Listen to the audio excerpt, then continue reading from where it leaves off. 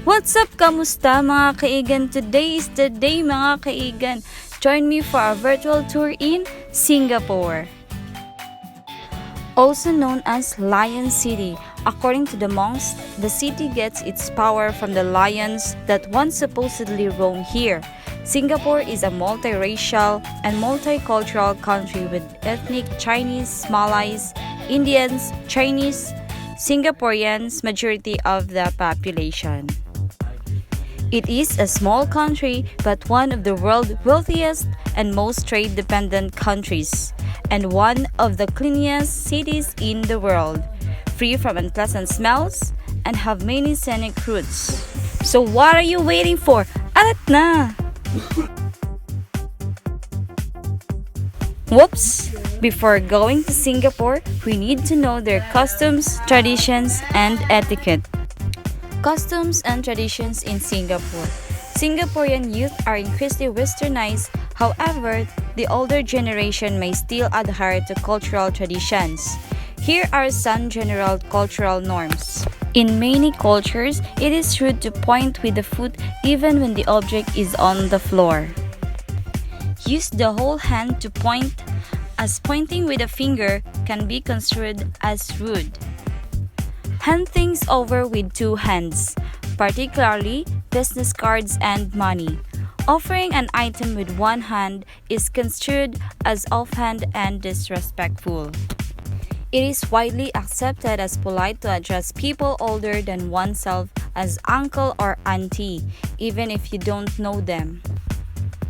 Singaporeans go barefoot inside their homes, so to show respect, shoes should be removed when entering their home. In Muslims, practicing Muslims don't eat pork or drink alcohol. If entertaining, ensure any meat is halal and that no pork, lard, or alcohol is used in the cooking. Don't take wine when visiting a Muslim home and always dress modestly. Hindus don't eat beef. Some are strict vegetarians, as are some Buddhists. Next is Singaporean etiquette. In Singapore, they have many etiquette that they practicing, but I just give you 5 tips for proper Singapore etiquette. First is Singapore is an ethnic conglomerate. The 3 main ethnic groups in Singapore are Chinese, Indian, and Malay. With such a rich and varied cultural background comes an equally varied set of cultural customs and norms. It's important to know the background of who you are interacting with in order to avoid etiquette foxpox. Second is body language trumps verbal communication. Mandarin, Malay, Tamil, and English are the most widely spoken languages in Singapore. With such a mix in language, it's no wonder non-verbal communication carries so much weight. The head, for example, is considered sacred, so touching another's head or gesturing towards your own can cause offense. Similarly, never show the soles of your feet and always keep them firmly planted while seated. Third, respect your elders. Elders are held in the highest esteem in Singapore. Always greet the most elder person present first. While there are a variety of ways to greet a person, a simple handshake and a slight bow is widely accepted, especially in the business world. Number 4. Chopsticks halal vegetarianism. Your dining experience will likely depend on the cultural background of your host. For example, Malays are largely Muslims, so meat will be strictly halal, no pork, and alcohol is forbidden. Indians practicing Hinduism or Sikhism avoid beef, alcohol, and eat typically vegetarianism meal. And lastly, get to the point. Singaporeans are very straightforward, even in matters of finance. So that are some of the etiquette you must observe when you are in Singapore. Now, we go to their religion. The most followed religion in Singapore is Buddhism, Singaporean population being Buddhist. Singapore is home to 10 religions, namely Buddhism, Hinduism, Islam, and Christianity are the primary religions of Singapore. While Zoroastrianism, Judaism, Sikhism, Jainism, and others Nism form the minority cluster. The Lion City is the ultimate melting pot, with the locals celebrating all festivals pompously, irrespective of the religion they follow.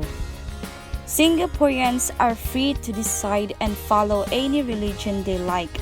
Unlike other countries, this stands absolutely true. The Singapore religion is technically a mix of several communities. And now, we will virtually taste Singaporean foods. Makan or have you eaten is the main greeting in Singapore that immediately tells you something about the importance of food in the country. Food in Singapore has cultural influences from everywhere and have been assembled together to create something totally unique. Here are the top 10 authentic Singapore food. Chili crab, the national dish of Singapore. Hard-shell crabs cooked in gravy with a tomato chili base. The steamed crabs are partially cracked, then lightly stir-fried in a paste comprising of chili sauce, ketchup, and eggs. Despite its name, chili crab, it's not all that spicy. Bread is normally ordered to soak up the gravy, so dig in with both hands. This dish makes me hungry now. Char Kway Teow, broad white noodles fried with black soya sauce, bean sprouts, fish cake, clams, and Chinese sausage. You will find this dish in hawker centers and restaurants. Satay. Imagine dipping sticks of crisp, glistening meat into a rich, spicy sweet peanut sauce. Wow! Just wow! Syrup. Nasi Lemak, a local favorite that even helped inspire a McDonald's burger. Nasi Lemak has become a daily staple that can be eaten anytime during the day. There is something comforting about the dish. Warm, fluffy coconut rice is served with fried fish or chicken, eggs, fresh cucumber slices, and finished with a dose of sweet and spicy chili sambal. Kaya toast, a thick breakfast spread made from coconuts, jam, and eggs. Kaya can be described as Southeast Asia's answer to dulce de leche. Nonya Kueh, I don't know how to pronounce this, but yeah. A tribute to Singapore's rich Peranakan culture, Nonya Kueh consists of both savory and sweet snacks with recipes that date all the way back to its origins in Malacca. Laksa. A bowl of laksa might seem intimidating. Its bright amber hood gravy might scare you into thinking it is spicy, but the popular dish is far from spicy. Dig deeper and you will find delicate strings of rice vermicelli noodles sitting amongst cockles, prawns, fish cakes, and dried shrimp in a bowl of rich coconut gravy. Pao. Paos are traditional Chinese steamed buns that can be found almost anywhere in Singapore. Pisang goreng. This is one worth going bananas for. Pisang goreng, which is Malay for fried bananas, is a delicacy that when done right can make up for a bad day at work. It is comfort food at its best.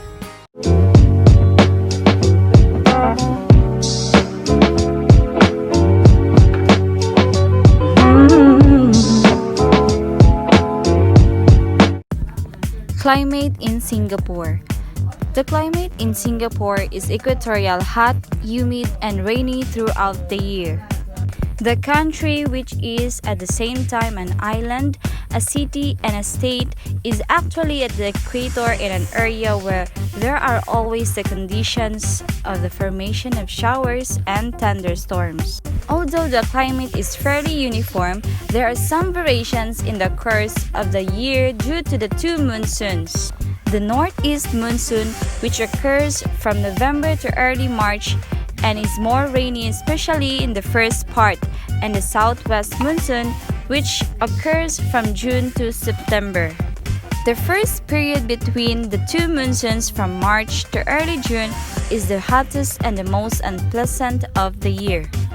Geographic features: Singapore city-state located at the southern tip of the Malay Peninsula, about 85 miles, 137 kilometers north of the equator.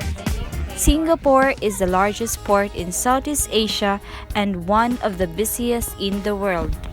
It owes its growth and prosperity to its focal position at the southern extremity of the Malay Peninsula, where it dominates the Strait of Malacca, which connects the Indian Ocean to the South China Sea.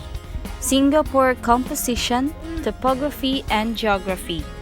Topography: Singapore Island is most low-lying green, undulating country with a small range of hills at the center. Singapore's harbor is wide, deep, and well protected. Mountains and hills. Singapore also have a picturesque and wonderful mountains and hills. First is Bukit Galang. This one is undeniably the best peak when it comes to choosing from the map of hills in Singapore. This place lets you have one hell of a view, which is really difficult to be compared to anything else present in this country so far. Mount Faber. This 105 meters tall height is also known to be a major tourist location because of the beauty that surrounds this place. You can enjoy the view of a mural wall while you're uphill, thus adding to your experience.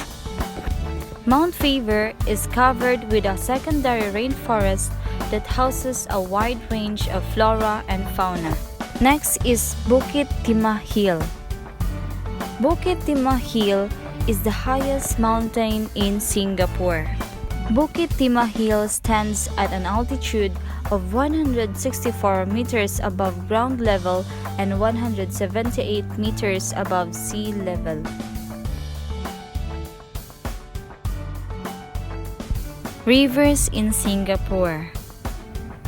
Kelang River. This one's the longest in Singapore and is running till 10 kilometers into Kelang Basin from Lower Pierce Reservoir. The source of the river is Central Water Catchment, a well-known planning area in Singapore. Rochor River. This is one of the canalized rivers in Singapore that flows in Kelang in the central region. The length of this river is 0.8 kilometers. This river is an extension of Rochor Canal and starts under the famous Victoria Bridge, flowing into the Kelang Basin. Sungai Pungol or Pungol River. This river flows within the area of northeastern Singapore. Apart from this area, Sungai Pungol passes through almost 8 towns including Pungol New Town. Lakes in Singapore. Symphony Lake. Symphony Lake is one of the 3 amazing artificial lakes in the garden. Located in the Singapore Botanic Gardens Central Core, it features a large stage that is called the Shaw Foundation Symphony Stage. Swan Lake. Swan Lake in Singapore is a large body of water that runs down a length of the Singapore Botanic Gardens expanse. Swan Lake makes it more special because of flight of swan sculpture and a lot of ducks, pigeons, butterflies, catfish, and terrapins inside the park. Coast in Singapore. Labrador Nature Reserve. Part of the southern ridges, the park contains the only rocky sea cliff in Singapore and offers a panoramic view of the sea and cliffside vegetation. On top of that, keep your eyes and ears open for local birds. Changi Beach Park. Changi Beach bears the unsavory reputation of being the site of Songchik massacre, but that's a long time ago. Because the beach is one of the oldest in Singapore and is located so far away from the city center that it has remained relatively undeveloped. Rowers Bay Park, officially launched this year. Rowers Bay Park at Lower Seletar Reservoir is so named for the reservoir's popularity with kayaking and dragon boating enthusiasts. Woodlands Waterfront Park, a coastal park offering a northern view of the sea. Woodlands Waterfront Park is linked to Admiralty Park via the Northern Explorer Loop. Land reclamation. Over the past 2 centuries, Singapore's land area has expanded by a whopping 25% from 58,150 to 71,910 hectares or 578 to 719 square kilometers. This gradual increase in land surface is not because of tectonic movements or divine intervention, but rather the miracle of a man-made engineering feat known as land reclamation. Natural resources in Singapore. Natural resources such as coal, oil, or natural gas, which takes millions of years to form naturally and therefore cannot be replaced once it is consumed. Non-renewable resources have high carbon content because their origin lies in the photosynthetic activity of plants millions of years ago. Singapore has very limited non-renewable resources. The economy is dependent on oil and natural gas imports. Singapore took a conscious decision to move from fuel oil to natural gas in 2001. Currently, natural gas accounts for 80% of the electricity generation. Renewable resources in Singapore.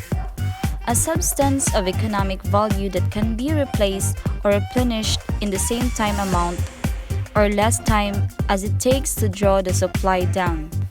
Renewable resources have become a focal point of the environmental movement, both politically and economically. Singapore has relied on the use of biomass as a source of renewable energy.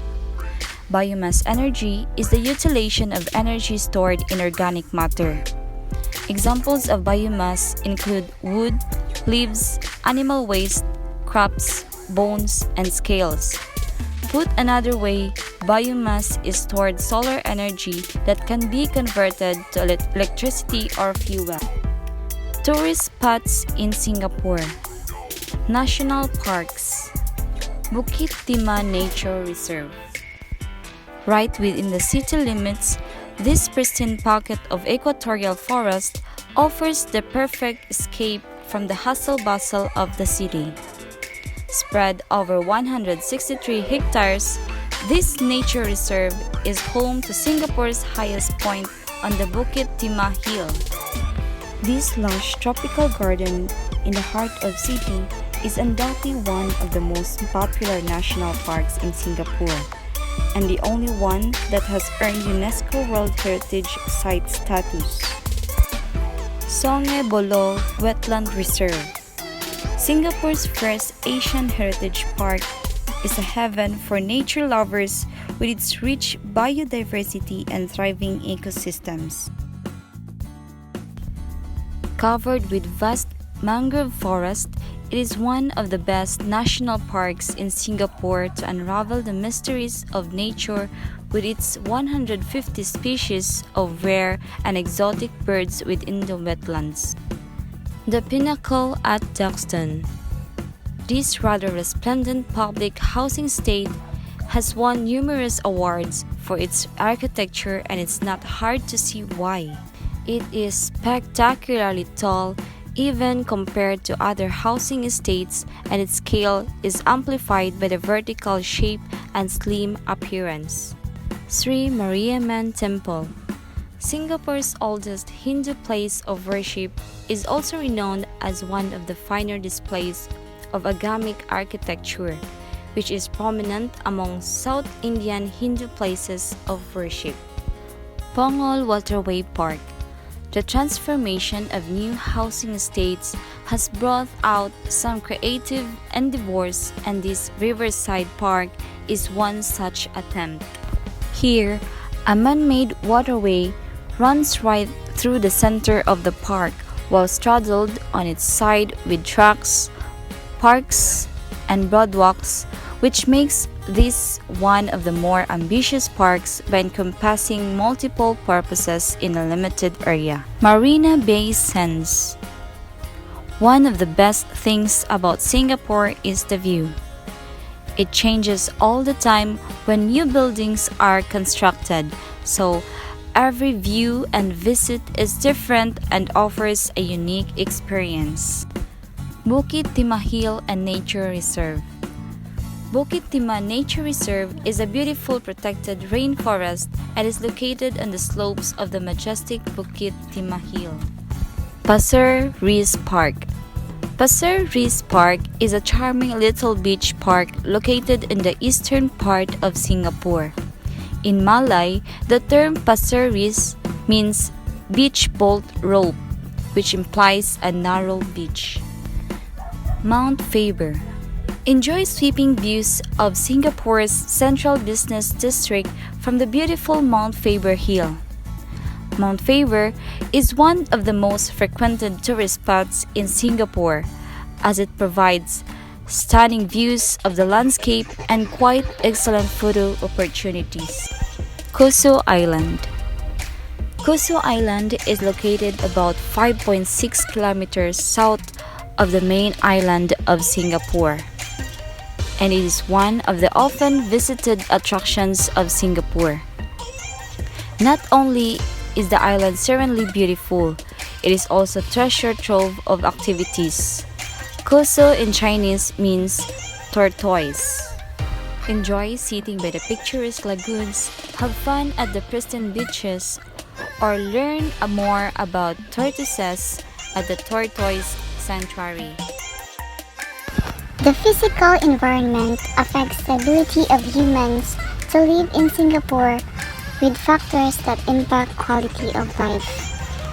Singapore may be the smallest country in Southeast Asia, but it has emerged as one of the best places to live in Asia with a very high quality of life measurement. Singapore also have a positive and negative factors too.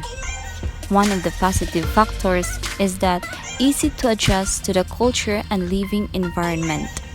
Modern westernized environment scores high on safety and low crime rates. Convenient transport, high quality infrastructure and health facilities, and also clean, green, and healthy environment to live in. The inbound and outbound travel in Singapore.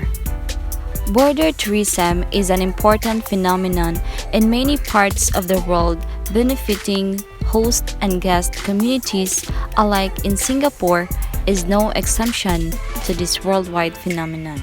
Singapore is fairly a small red dot on the globe with limited natural sceneries and leisure places for its people to enjoy. Hence, many of the Singapore residents prefer to travel out of Singapore. Natural hazards. Its natural environment, due to Singapore's geographical location, it is generally free from the danger of natural disasters. The following are reasons why Singapore is generally free from the danger of natural disasters. First, Singapore is not near any major fault line, so that eliminates earthquakes and volcanoes. Second, it is protected by the Indonesian, Malaysian, and Philippines islands from tsunamis. The only angle that tsunami can affect Singapore is from the northeasterly direction. Lastly, Singapore does have the occasional small flooding, droughts, heat waves, hailstorms, wildfires, and water spouts. Environmental issues in Singapore. Major environmental issues in Singapore include industrial pollution, limited freshwater resources, and seasonal smoke and haze resulting from the forest fires in Indonesia.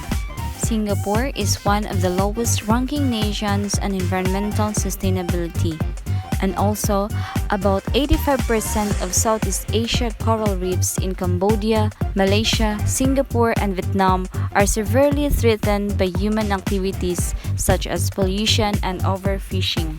We should integrate sustainable tourism because travel and tourism has the potential to make the world a better place. By bringing economic benefits to poorer destinations, through cultural exchange and understanding, and through self-growth. The government of Singapore has provided funds for tourism development in the country, and its goal is to triple the incomes from tourism. Such an example is a state-funded project, where a vast ecotourism zone is creating in a bid to bring in more visitors with a jungle for a bed park, a rainforest park, and 400-room resort to create a green tourism hub. Okay, that's all for now. I hope you enjoy our virtual tour in Singapore. Okay, bye! Mwah.